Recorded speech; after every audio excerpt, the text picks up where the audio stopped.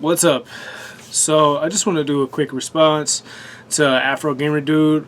I'm a big fan of his channel. I watch his content. I love his content. A lot of people have opinions on some of the things he discusses, but it's freedom of speech. I enjoy the channel. It's awesome to me. It's good to hear a different perspective of a lot of things. But he put out a video about 2 days ago, saying he asked, "Is retro gaming collecting getting old?" And here's my personal opinion in response on it. For me, it's dead. And I know what you're going to say because you see all these retro games over here that I have in my collection. The thing is, I never want to talk about retro game collecting or do a topic on me doing hunts and stuff because I feel like that's kind of like it's not overdone, but it seems like it's very competitive to me, honestly, and I don't want to be like those other channels where they just do hunts and I'll show what they collected. And though I like those channels, don't get me wrong, but I just want to say, to me, in a lot of ways, it's dead because I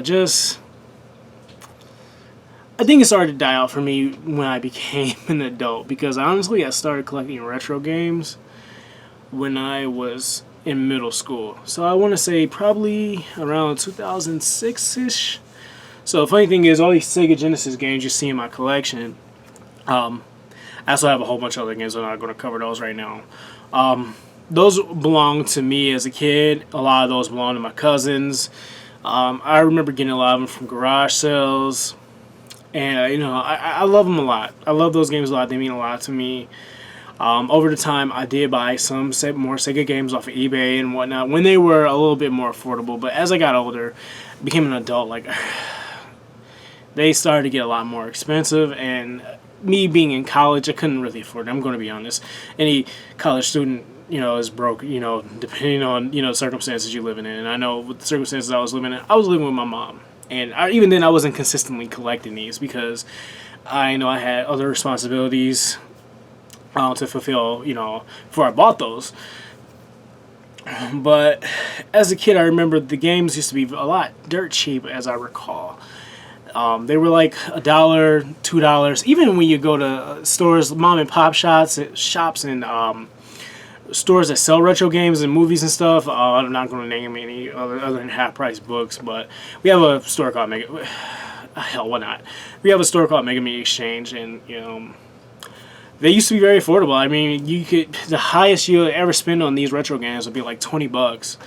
And I'm not so much complaining about like the demand of it now, because the reason why we all know why these games went up in prices is because they got very popular. Everybody started hopping on the retro gaming train and whatnot. Everybody's like all crazy about arcades and stuff now, and that's sadly how it had to happen.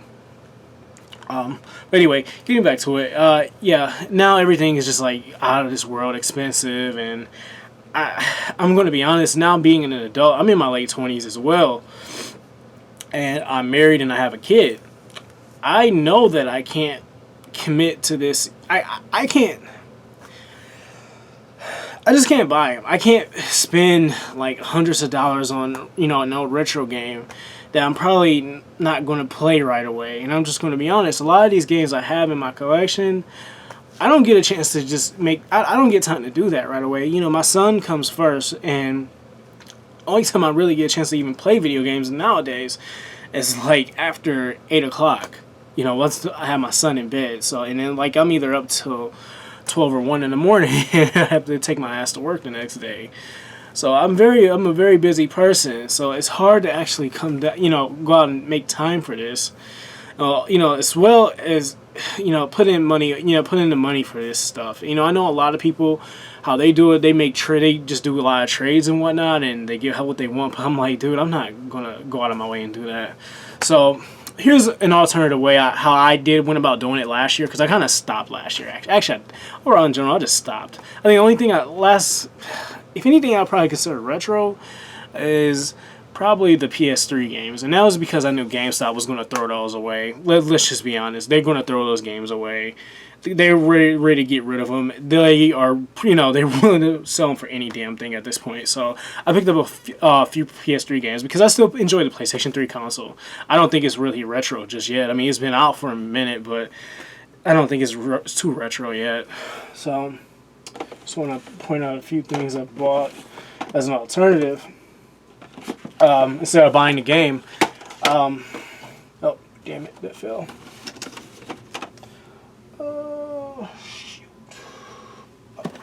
Here we go. So I bought, EverDrives, especially. So mostly for the, damn it, for the Super Nintendo, Sega not Dreamcast, but Sega Genesis, and the Nintendo. So I'm going to be honest.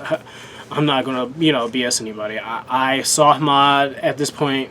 I started soft modding like crazy, and I enjoy soft modding, and I had a passion for it. Burning discs, using ISOs, ROMs, and emulation in general.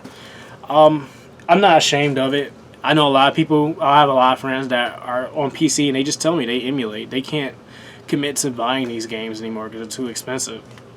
So, that's how I go about doing it with these. When I want to, sit down and play a game that I don't own physically. I mean, the Flintstones, that's like $600, dude. I can't put my time in space. I can't put my time and own money into that when I could be paying a bill or putting that money into a car or hell, buying another property. My wife and I, we're trying to buy properties. We already own this house. So, I mean, that's the thing about being an adult. You have to be responsible for certain things. And, that's what it is. I love gaming, don't get me wrong. I love all platforms of it, but I just can't. There's some things I can and can't commit to, and the hunts, they had to end.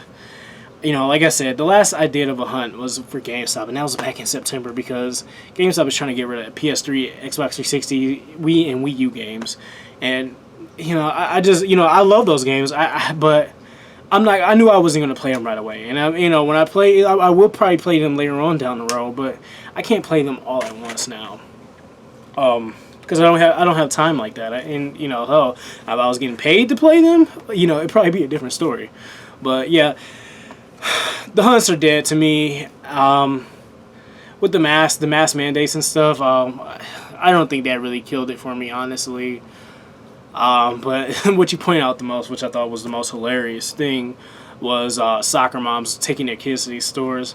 So here's my I have to say about that. You're right as shit, because I see it all the time, especially at a store over here in Milwaukee, Wisconsin called. Well, they're actually spread around Wisconsin, but it's called Mega Media Exchange. I see it all the time, and like what I will say is what I respect about those kids. Or those soccer moms, they will actually pick up retro games. Well, that's what I love that they'll do it. Like, I literally saw a kid, like, he picked up, I don't know what PS2 game was, but I guess the mom had the kid on the PS2. And like, that kid was like, probably 4 or 5 years old, didn't know shit. And it goes to show how kids don't take a lot of things for granted. They are appreciative about, so some kids are appreciative about some things. But yeah, he picked up a PlayStation 2 game. Yeah, I think it was Aunt Bully. Took it home, and the kid was just like so excited, and the mom just literally paid $2 for it. So you're right as hell about that. That tends to happen a lot. But overall, what I want to point out, the most important thing you said in the video, that it really hit home, but I think it's the most important out of all of them. Out of everything you said, is that you don't collect games just to collect them because they're worth a lot of money. And I think that was a hard pill to swallow, because I'll just be honest, I have a few games that are like that in my collection, sadly. And some of them are there because I just didn't have them. I had them when I bought them in a lot off of eBay back in the day, or I just had them because I wanted to own them, and I said, I'll play it, but I won't play it now. And I'll be honest, I have a shitload of those in my collection. But you're right, and that made a lot more sense. And that's what made me make this response video, because I said to myself, well, shit, if he's saying that, then he's right, then it's dead. You know, and like I said, I'm exposing myself. I bought a shitload of games for the Sega Saturn. They were Japanese games, you know, imports, because if you buy any North American Saturn games, you're going to be spending shit, you know, an arm and a leg. So I bought a shitload of those. Spent like $300 for a lot. It was like $300. It was like 300 games. I bought for $300. Yeah, a dollar each. So a lot of these games I haven't even touched, and most of them are puzzle games. Hell, some of them might be hentai game. You know, like one of those damn puzzle hentai games. Some of them, a lot of them are Kentucky Derby games, like horse racing games and stuff. So I have to sort through a lot out, and some of them are duplicates. So I have to go through all these fucking games and realize what the hell I don't want, and just maybe sell them for a dollar each, or just get rid of them. So, I mean, overall, I mean, for me, it's dead. But I still love retro gaming. You know, I still, if I make time to do it, I'll do it. But most of my attention is going to go more towards newer games at this point than older games. I think the reason why I love retro games so much as a kid and up until I was an adult was because of the memories that came with it, with being, you know, during my childhood. And I'm just going to be honest. And this isn't to be emotional. That's how me and my cousins got together. We got together with a lot of these Sega games, played the hell out of Mortal Kombat, played a lot of Nintendo, Super Nintendo games, you know, Super Nintendo 64, PlayStation 2, PlayStation. These games mean a lot to me, and I cherish them a lot. You know, as far as it goes with hanging on to them, I might sell my collection someday because I don't want to keep having it space. Like I'm really going digital now with newer games. I can't, you know, commit to having all this space. You know, though these are, you know, important to me and mean a lot to me. You know, when I'm dead, I expect when my son is older, or if my future kid, you know, whatever kids I have in the future, if they inherit it, you know, I expect them to sell it.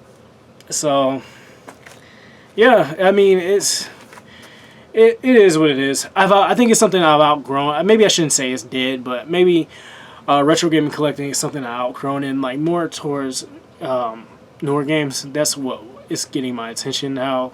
So, yeah.